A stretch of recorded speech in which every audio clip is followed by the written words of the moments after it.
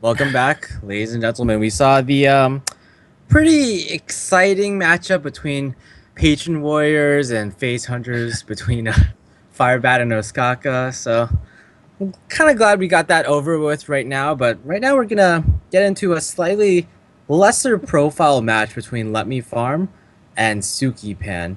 Yep, So I'm probably gonna have to talk a bit about these players since they're not really too well known. sure. Sukipan, he's on Team Celestial, but the last I heard, it's kind of misleading since Team Celestial, I believe, also has somewhat of like a community team. So maybe it's like not, kind of like their B team, maybe not like their high profile players, like Tiddler Celestial, like Silent Storm. Mhm. I'm not sure if Sukipan has been promoted since then, but he's definitely representing Team Celestial pretty well here. Meanwhile, Let Me Farm, one of the lesser known Greek players in the scene. I mean, Greece has some pretty well known players. Like Hawkeye is probably the most well known. He got second at CN versus EU, but he's Cool. told me Greek has a pretty strong and vibrant scene. Yeah, I mean, I know Sukifan at least. He's been doing really well in these open qualifiers. He's made it pretty far in a number of them, and he's playing regularly. I've actually played against him before, and he's a really good player, so I expect some pretty big things from him. Let Me Farm, I haven't seen as much from. It looks like their lineups are pretty similar. I would expect Patron Warrior from both. Probably some type of mid range double combo druid, and then we have Warlock versus Rogue as their independent picks. Yeah, pretty standard picks, I'd say. Nothing too out of the ordinary. I really want to see some like control warriors though. I just feel like Yep. you've seen so many patrons and like it's always the same almost. Whereas control warrior, there's like huge plays, huge legendaries coming down. Sometimes you get to Yeah. see like dragon warriors, even with Blackwing Corruptors, Deathwing, even Nefarian is always really nice. In fact, I think recently we saw Era in PvP Live. He ran a 4 dragon control warrior deck, and he Nice. won a game with Deathwing. Always a satisfying win. I think Wafster, who's played in a lot of these opens, was using Control Warrior mostly, right? But I didn't get Yes. to follow his entire schedule. I know he placed well in some of them, but I'm not sure exactly what position he was like. Yeah, he finished second in the first feature tournament, Yeah. so definitely he did pretty well there. But I mean, just going back to the Deathwing, he won with Deathwing, and it was like someone won with Deathwing, and it was actually really nice because basically he saw that both saps from a rogue were used, so he just Yep. played it out. He played Deathwing out, and he's like, You can't deal with this Deathwing no matter what, so I just win the game." Yeah, I mean, I think Deathwing's actually a, it's technically an okay card where it will solve situations that nothing else could have solved. You know, it's a board that okay, you're playing, and they have 4 creatures, and you have no creatures. There's no combination of effects you could have for 10 mana that would actually clear. But then you just slam Deathwing and say, "All right, here's my Hail Mary. Do you have what you need to stop it, or are you going to take 12 face damage every turn?" Yeah. I think in a very short time span, Deathwing was actually standard in Control Warrior, and this was, Yep. I want to say, almost 2 years ago. Hmm. Back like between the first and second ESG and Fight Night, right when Warrior started getting play. Because it's kind of hard to explain, but it was basically like a battle between who could have the most threats. I know about 2 months ago, Fibonacci, who's a North American ladder hero, plays Control Warrior all the time. He is one of the top BlizzCon point earners. He plays the Deathwing a lot, and he finds it really successful. So Yeah. it's been I've pretty also popular. I've also heard that Fibonacci just plays Deathwing sometimes because he's bored. Maybe. But he gets ranks with it, so whatever it takes, right? Yeah. All right, so we get into the game here. We have Let Me Farm playing Druid against Suki Fan playing probably Patron Warrior, but we don't know. I'd normally give a small edge to the Druid in this match, actually. Yeah, I have to agree. Just stats wise, it's like I don't have the stats on me right now actually, but it's like slightly favored towards Druid. It's something like 54% in favor of Druid. Yep. It's funny because you would think when you're playing Patron Warrior, you expect, okay, if I can get patrons down really early, then they need to have a board clear, something like a Hellfire. And Druid doesn't have any of these mechanics. They have to kill each patron single-handedly. But somehow the Druid just seems to have enough stuff or the warriors' combos don't come together on average quickly enough to make it so that the druid gets board control and then they run the warrior over with all their beautiful combo damage later in the game. Yeah, the way I like to think about it is a druid has to be like the aggressive deck. And it's kind of like in this matchup, it's kind of like the druid plays the role of a typical zoo, except they're not as vulnerable to patrons or like the turn 8 Warsong Commander patron charge. Yeah. Yeah, definitely. I think that helps Druid a lot that they play no creatures with less than 3 attack so that the patrons can never propagate just naturally. Yeah, I mean, you do have the Keepers of the Grove sometimes, but you generally don't play them out when you know your opponent can profit off of them. Well, as far as Sukipan's hand is going here, this looks pretty awesome.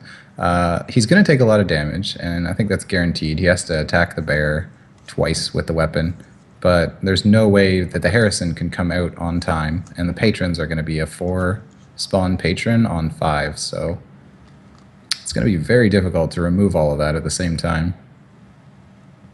Yeah, it's going to be like kind of like a battle between the two win conditions. Oftentimes, the patron warrior, it gets a lot of patrons on the board, but then the turn after, they just die from some kind of savage roar play. You can see that LetMeFarm knew immediately he should be attacking with the Shade. He got that Shade out kind of early, and he just started hitting. He didn't want to leave it stealth. He wanted to get as much pressure on the board as possible, and especially once he had the taunt up, he knew it wasn't going to die to a weapon. Yeah, the only things that it's vulnerable really to are like slam execute or the shield block shield slam. But if Yep. it's slam execute, I think you probably want to kill off the Druid of the Claw instead. I've seen a lot of druids running the really big Ancient of War, the 5/10 taunt as well, because it's been pretty good against aggro and against patron. And then if he was to use an execute early, or you could force him to, then suddenly that giant taunt is going to win you the game. Oh yeah, I think it's even standard now in Druid. Like I want to say like 70 to 80% of decks use it, and I've also heard from players that use it. It's good against patron, good against aggro, and also good in the Druid mirror. But I think the trade-off may be in some matchups where you want to be more aggressive, such as like against Control Warrior and maybe against Handlock. But those two decks aren't that common in the metagame, so Ancient of War is definitely seems to be a pretty good pick. Well, we can see the pain of the druid board clear here, where he has a swipe, and he even has a creature on the board, but there's no way he can remove all this, and the swipe would actually be a negative effect. He's very close to being able to remove all of it with the force of nature, but Yeah, not quite enough. just needs like one Wrath or something to that effect. This is a really good move, though. He's forced it down to just a 2 health patron, so the activators for this are very specific to be able to use these patrons to retake the board in a big way. Not to be ignored, of course, the warrior's already at half health, so there's not that far to go for the druid to kill him either. That was very strong. So That is like almost game over. yeah, I was thinking of if he could do some play where he just like swipes face and then top decks an innervate so he can combo his opponent down. Yeah. I think that's actually good to play. So you put a Shade down. Do you swipe face here? Feels bad, man. The warrior will have 18 damage on the board if you swiped face. So let's see, would you kill him? The 3 damage Shade is going to be 19, right? So yeah, an innervate would actually kill him here, even if he armored up. So by hero powering here, I think he's trying to go for a play where he doesn't necessarily have to top deck innervate, and it gives him slightly more time to win the game. But Sukipan's putting him on a clock. Yeah, this looks pretty grim. I think he used the innervate on the Druid of the Claw on turn 3, and that looked really good, but not being able to Harrison that first Death Bite was super punishing, and now he's stuck with this Harrison. Didn't do anything. It's like your main tech card, and it didn't even help you this match. It's like a dead card in his hand, which is pretty awful. Yeah, it's actually really good insight. Do you think in your position hot form, if you ever came to this exact position, you would you actually innervate at the Druid of the Claw, or would you hero power on Yeah. turn 3. I think Let Me Farm made a good play there by innovating Drew to the Claw. Like, Sukifan needed to have the Death Bite comboed into Patrons on 5, because if he had to save it, if he didn't have Inner Rage and he was waiting to save it for a Whirlwind, the Harrison would have been playable on curve. And it was just because Sukifan had the best possible combo to stop it. He does technically survive here. Hope for another day. Yeah, Drawing but in. you kind of lost your win condition, and yeah, if there's like any whirlwind effect here, or even the inner rage here, It's not quite enough. That's 10. Needs to draw 1 damage.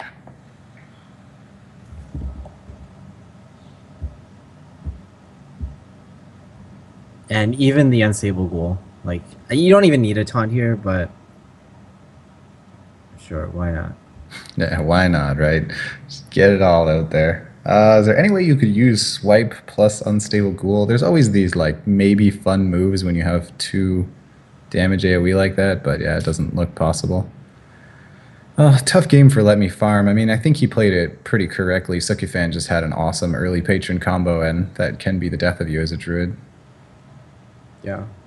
I think if you look at Sukipan's lineup, there was like some like rationale for him. Like there was a possibility if he played Control Warrior that it would be an anti-Patron Warrior lineup. And I have seen still some players going for that kind of lineup in tournaments. Like Druid, Handlock, Control Warrior. That seems to be like an alright anti-Patron Warrior Yep. lineup. I was trying Control Warrior in some of these open qualifiers, but I found that it lost to the Hunters. I lost to mid-range Hunter really commonly, and just feeling like, okay, I'm picking this defensive Control Warrior deck. I should be able to beat the class that goes face damage, right? And it feels bad when you lose with your Control Warrior against Hunters, and then you lose the series. And it's like, man, did I really need to pick that instead of Patron, which would have won?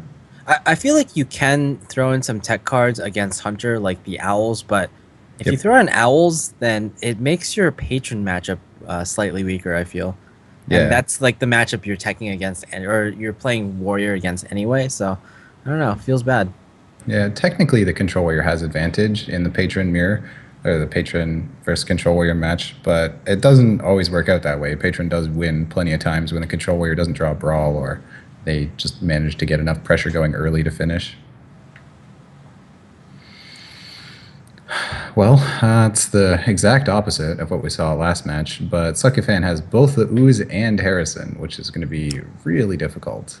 Yeah, I don't foresee a problem where Let Me Farm is going to be able to get a Death Spite and Sukipan doesn't have enough mana to play a weapon removal. So he has Innervate and Coin. There's really no reason to play it here. On turn 4, you could play the Ancient of Lore. That doesn't actually feel that great. Ancient of Lore is... it's drawing you cards, but you want to have the board presence in a match like this more than the cards. Wow. Choosing not to attack to prevent the Battle Rage. Yeah, pretty heads-up play. Do you think you would do that in that position? It's quite widely debated, actually.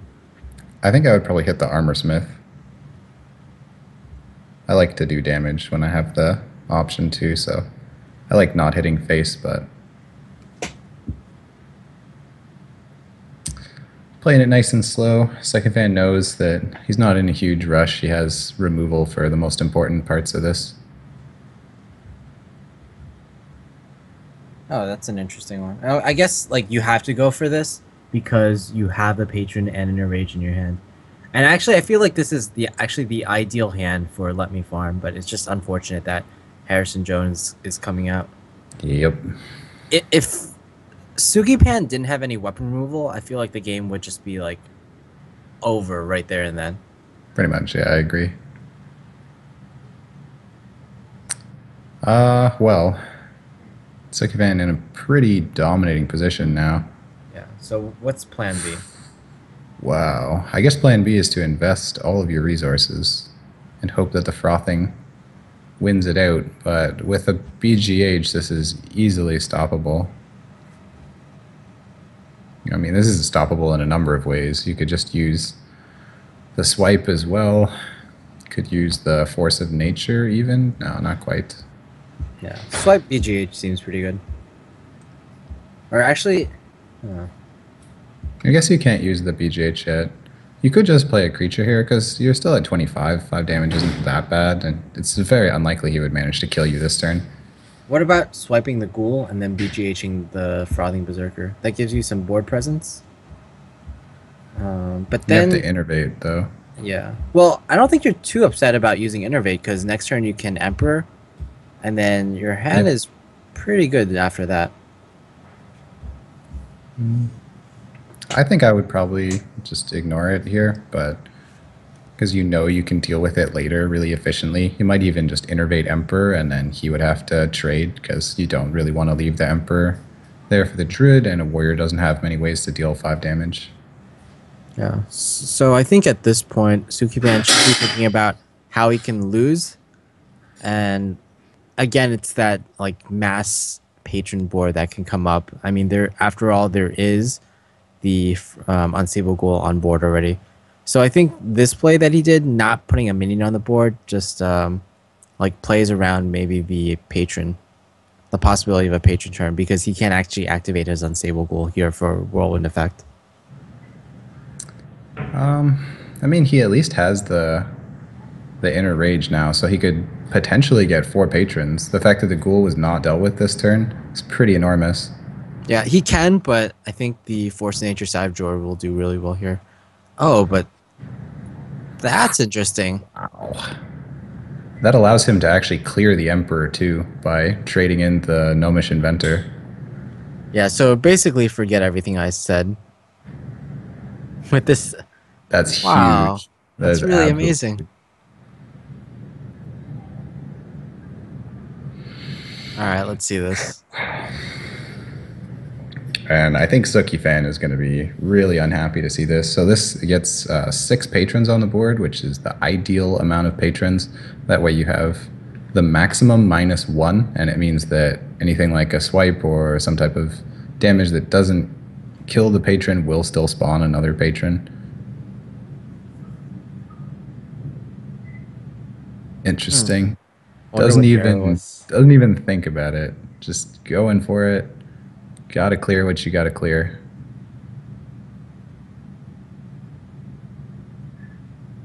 This clear is actually pretty good. Yep. And here's the thing, like, Let Me Farm, he's used a lot of whirlwind effects. He used the Death Spite. He used 2 Inner Rages, 1 Unstable Ghoul. So he basically has 1 Death Spite and 1 Whirlwind left. That slam is so unfortunate. You might even just like play your frothing with charge and slam it here for the card draw.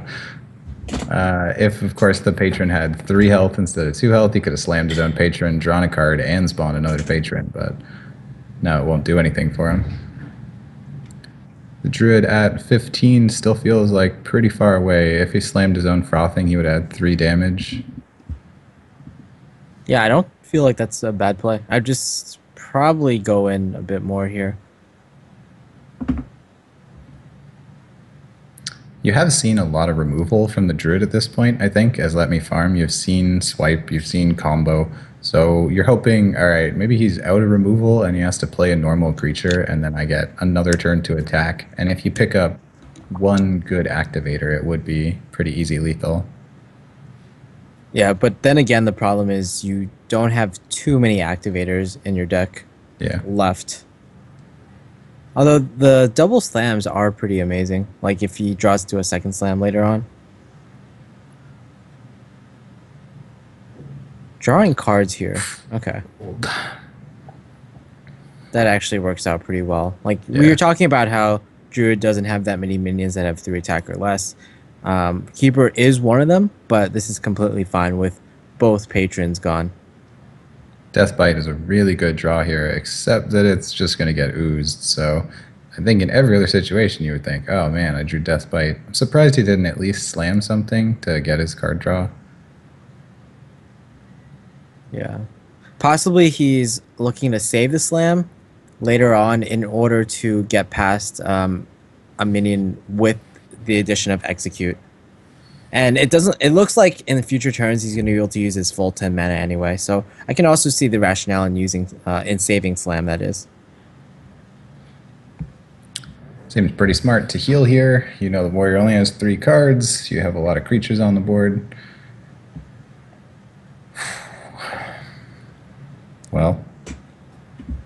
Well, here's that execute.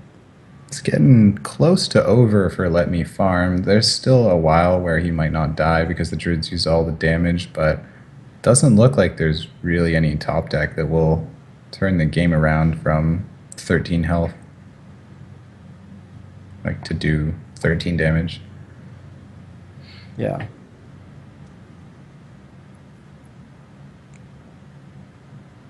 So let's say he lived 2 turns and he picked up Frothing plus Unstable Ghoul. They wouldn't have enough mana. Wouldn't be enough damage anyways. Right? Be +6 for each one. Yeah, that would be enough damage. If he had Whirlwind and a second Frothing. But he needs 2 cards and doesn't have them. Yeah. Mind control tech is actually, in my experience, surprisingly good against patrons. Yeah. If your opponent he throws down patron with a war song, and you happen to mind control tech one of the patrons, you actually effectively remove 2 patrons, since all the patrons you have mind control tech are gonna have charge as well. Yep. Or especially if you mind control tech and you steal the patron, you can often attack the patron into the 2/3 Warsong Commander, which eliminates their charge, which is super important, and it spawns another patron. So yeah, very powerful. Pretty good. I know a lot of people don't like it though. I've spoken to some of the other pro players and they've been, oh no, mind control tech is no good, because in the other matches there are so many, like in the non-patron battles, you'll find a lot of people have multiple 1/1 creatures, and mind control teching those is very low value. Yeah, I will say though, in the tournament over this weekend, Assembly, Powder was able to use mind control tech to great effect, and mind control tech essentially won him 2 entire games on its own, against Aggro Paladin and I believe Tempo Mage. Well, is he dead? It's 9, 14, 16. No, he's not quite dead yet, but I'm not actually sure I like that last play though by Let Me Farm. I think he should have waited one more. Yeah, I mean, like, he can't actually win in any way with this play. Yeah. I think the only thing you could hope to draw would be the second patron, right? And then you run the patrons into the bombs and get really lucky. I think both patrons have been used already, though. Oh, yeah, maybe that's true, actually. Well, in any case, there's certainly no way he's going to win with only Emperor in his hand, so this one's all but over. It's going to take Sukifan to a 2-0 lead, which is a really commanding position in a series like this, so Let Me Farm has a mountain to climb to take it back. Yeah, especially since Sukipan, he won both Druid, or he's going to win Druid versus Patron, and he won Patron versus Druid, so yeah, that's definitely something that Let Me Farm will have on his mind. Never lucky for him. The last deck I think Sukifan was bringing was Warlock, right? Now, I think if it's a hand Warlock, then he's in amazing position, and it seems very unlikely he could lose. But if it was an aggressive Warlock, I could see that losing a 0-3 to a lineup like this, where both Rogue and Patron Warrior would be very strong against an aggressive Warlock, and then it would just come down to the Druid match. Yeah. Although I think even if he had Zoo, or an aggressive Warlock, which he does, as we can see from the opening hands, he's still going to be in an okay position as well, because he's matching up against Druid, and the Rogue matchup isn't that bad, unless your opponent gets the coin and a backstab. Just needs an SI agent to finish that off. Which he does have the coin and backstab. Yeah, I mean, like, this is a pretty fair match, but this is something where the slower Warlocks would have matched up much better against Let Me Farm's lineup, because it's more of that mid-rangey burst type of lineup that the hand Warlock is really focused against. Even though, yeah, these Zoo Warlocks, you know, you're going to play on curve and you're going to hope it works out. The Patron Warrior can take these games like really often. Hmm. Even though it seems pretty bad here for Sukipan, I think, well, Zoo can do Zoo things, especially when you have Void Caller into Doomguard. Yeah, that's Um, yeah, no silences in Let Me Farm's deck. Although I will say, the double sap is gonna be pretty good against those Doomguards. Dr. Boom is actually a pretty good card to have. He's not going to be able to play it for a while, but that's pretty much your ultimate man mode against a rogue. Yeah, probably like the best card in the entire game against Rogue because you can't sap it really, or you can't sap it effectively. Yep. Just random damage, killing all Yeah. your low health creatures as well. Not only that, but like besides sap, the one way you can deal with it is just like using a blade flurry or maybe eviscerating it in combination with some residual damage. But the problem with that against Zoo is that you probably are going to use all your removal possible on the smaller minions, and when Dr. Boom comes on the board, you won't be able to deal with that. What do you think about playing the Abusive Sergeant on the Void Caller and then Argusing the Doomguard instead?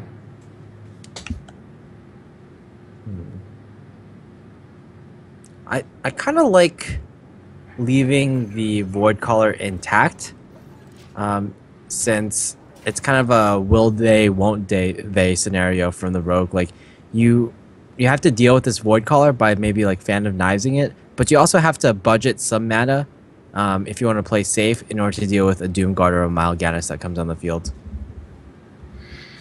Well, he's thinking about just going for it.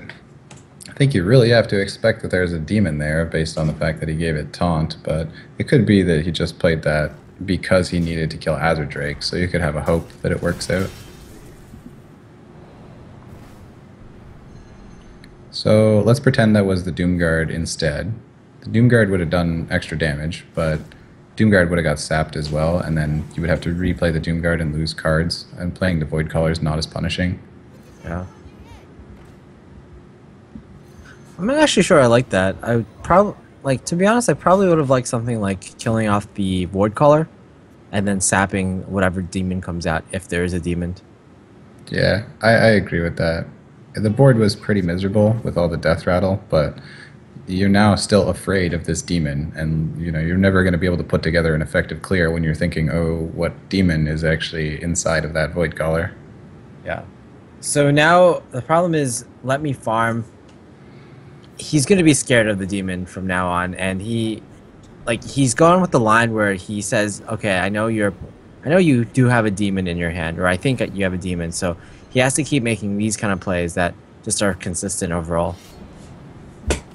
Yeah, as the rogue in this match, you really need to be like hitting the warlock. You need to be dealing with the board and then having some, even just like a 1/1 on the board when the warlock has nothing, and attacking them each turn so that you're punishing them for life tapping into more cards and you're setting the tempo in your favor. This is going to be really amazing. Yeah. Well, that's what you get for not clearing Knife Juggler, I guess. And Trade. It does trade. Man. Even though Let Me Farm seemingly had a good start, like it's kind of like the double Azure Drakes that are weighing him down, and not only that, his inefficient use of the saps. Yeah, and prepping. He prepped the sap earlier, which was like kind of a good play on that turn, but now that he has a sprint, there's no way that's playable. He needs a flurry. That's like his only possible out in a situation like this, and he never got it. And that's just going to be it. Wow. Oh, that was probably the fastest series we'll see all day. 3-0 for Sukipan. Let Me Farm played some pretty good games. I think in the first match, he played it like absolutely perfectly. He just got pretty unlucky. And then the second two matches where there was some decisions that were made, but Yeah, I mean, what can you do there? I do think overall, though, that Sukipan played it pretty well overall, and yeah. his deck choices, his lineup, they were pretty straightforward.